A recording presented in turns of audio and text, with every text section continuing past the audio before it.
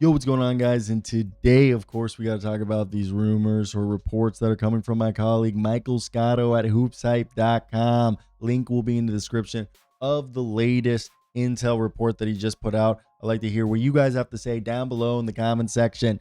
And yes, Malik Monk and Devin Carter are supposedly being shopped by the Kings. The Kings now being run by Scott Perry, aka kind of like the former GM of the Knicks, but I don't want to give him too much credit there.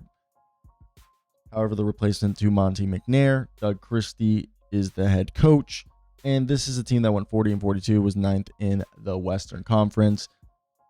Look, this is a team that dreadful on defense, a squad that needs to improve overall as a defensive unit.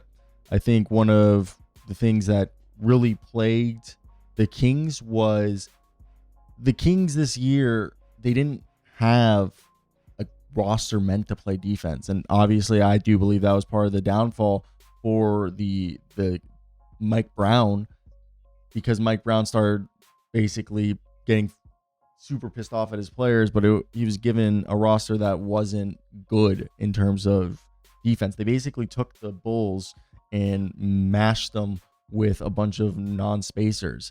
And they ended up being the 19th ranked defense, 10th ranked. My apology right there. Yeah. 23rd in defensive rating, 19th in opponent points per game, 10th in points per game, while being 7th in offensive rating. And look, the offense is great and all dandy, and it works well for them. But the thing I don't understand is, how does one go ahead and make sure that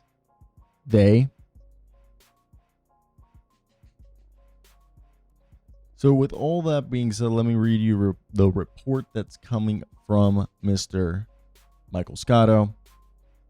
They're allegedly looking to shop, looking to improve. What does this all mean?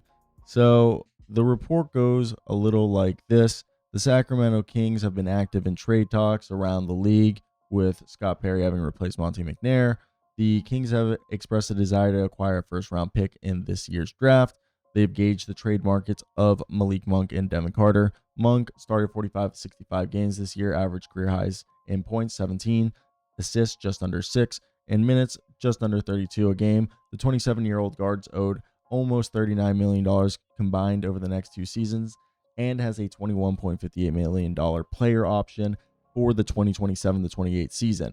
Now, Carter was last year's 13th overall pick.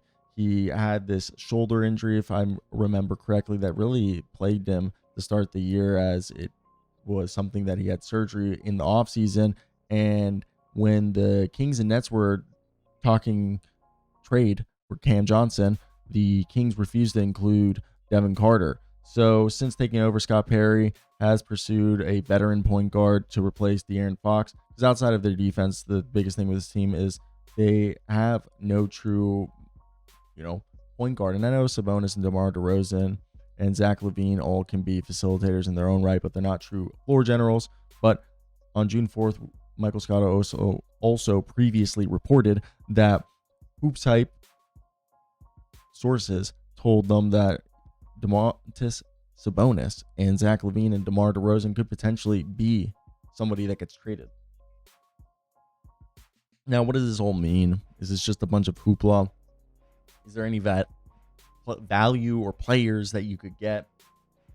I think the Nets maybe could be a team in a 3D team type deal, or the Utah Jazz straight up could be someone that maybe a Malik Monk and we'll go to Fanspo right here, which I think Fanspo can help paint a nice little picture for us as a nice illustration tool. So let me just pull that up for us, and I want to hear your opinions.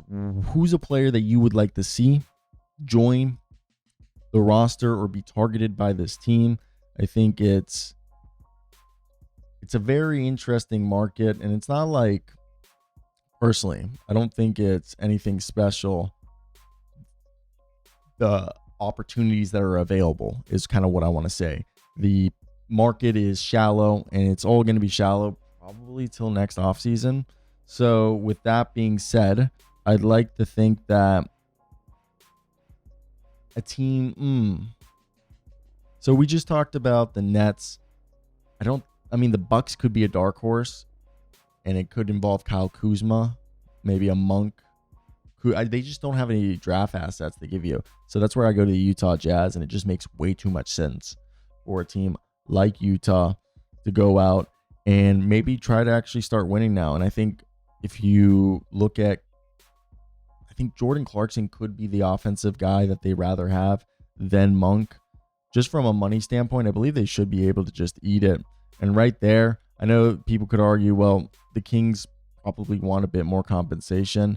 And from there, is it a Svi Mykhailiuk? Because you don't want a young guy. You want someone who might be able to help impact winning.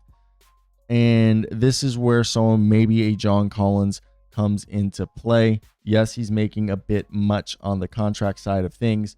However, could this be, and this is where I get confused how Jonas Valanciunas and Sabonis work. It wasn't terrible, but at the same time, I'm not a huge fan of it. I'd rather, could you turn Monk and Valanciunas into Collins? I think that could be a bit more valuable. Next up, and that's the thing, is that's kind of what I like right there. And I doubt that would be able to be done straight up, because of, you need to cut $282,000 only, which could be then throwing in Terrence Davis, as he's a minimum contract that would be able to get you over the edge. Does that help you? I think yes. Now they would probably have to do a subsequent move, as I don't think that's going to be enough, in my opinion. I think each still are looking for that point guard. And then we go around the league and we look, who's a facilitator that's available? And there aren't that many. Are you going to go down to Orlando or Memphis? I don't think Cole Anthony's the guy. Orlando's probably not going to give up Suggs or Anthony Black. So I look around the league and I think nobody on the Celtics is going to be available. You really go out and try to get a Darius Garland, which in this case, it'd have to be Malik Monk. I do not think they'd be able to stomach, and also I took the wrong guy, Darius Garland, making 39, and right here, this gets you to about a $16 million difference, and you would still have to include a Jonas Valanciunas and maybe even a Terrence Davis to get this deal across, because right now you're sending $34 million, and I think you should be able, because you're within reach. Yeah. Would a Malik Monk, Jonas Valanciunas, and Devin Carter interest a Cavalier squad? You get to replace Ty Jerome with Malik Monk, Donovan Mitchell, and Monk could be your starters. Also, you could probably maybe try to re-sign Ty Jerome, while Garland gets to be the floor spacing guard that a team like the Kings would need. And they have been linked to him before. Outside of that, do you go after a Kobe White, which in this case, you probably do a Kobe White, Malik Monk, maybe try to, they're about probably similar value. And the argument would be here, the Kings extend White while Monk's already extended. And that could be a way that interests either team. But I think it's going to be harder to move Carter. I'd rather keep Carter. I think just trying to build up that value will make more sense. And again, I know we didn't talk picks, but a lot of these deals could involve the missing piece to these deals being said picks. So let me hear your thoughts on that one.